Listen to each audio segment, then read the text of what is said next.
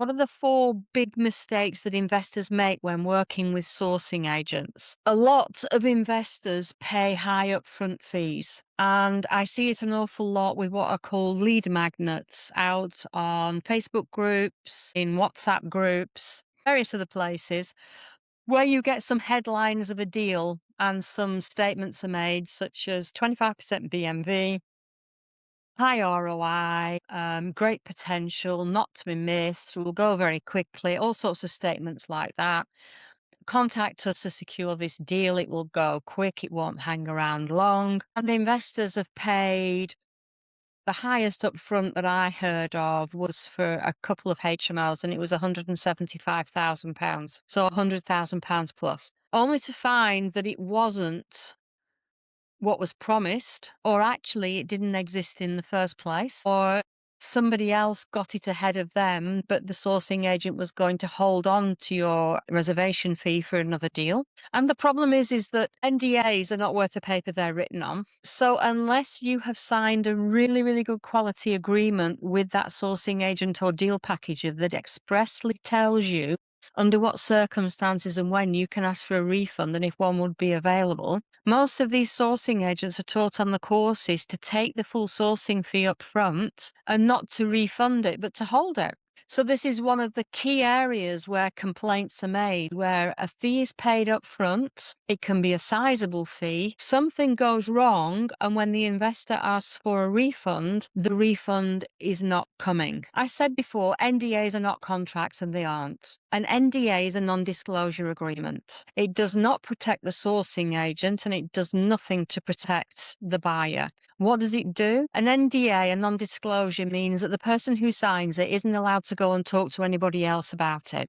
But it isn't a non-circumvention, which means that they can't go behind your back and do a deal behind your back. Those two are great clauses, but in a really, really good quality contract. And in contracts, a lot of things have to be declared and stated.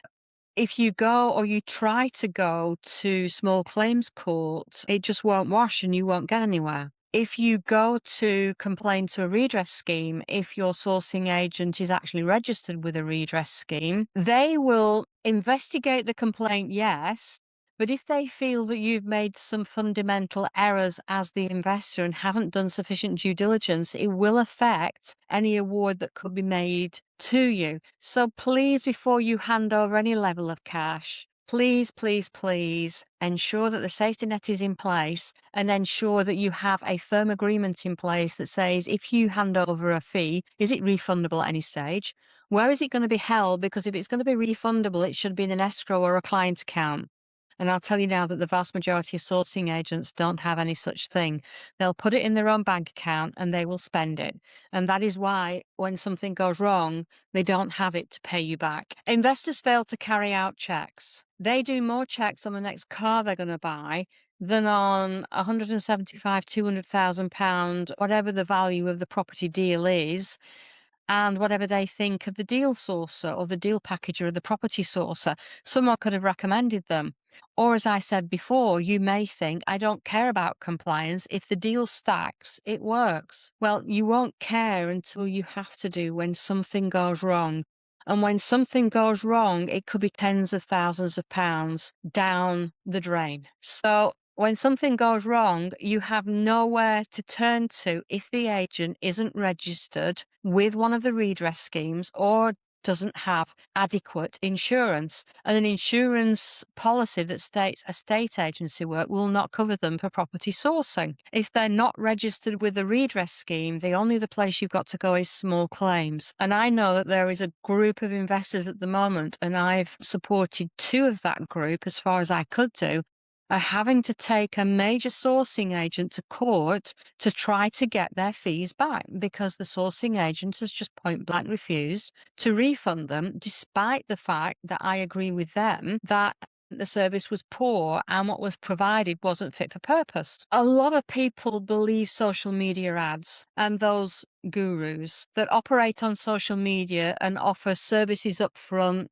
easy entry into deals, but often the terms are very, very restrictive if you have to read them, and you really, really should be reading them. Or it's what I call wishy-washy. It's very, very vague as to what they're gonna do and what's gonna happen and how much your fees are gonna be, and are they refundable? How can they get them back? What would have to happen for them to be able to get them back?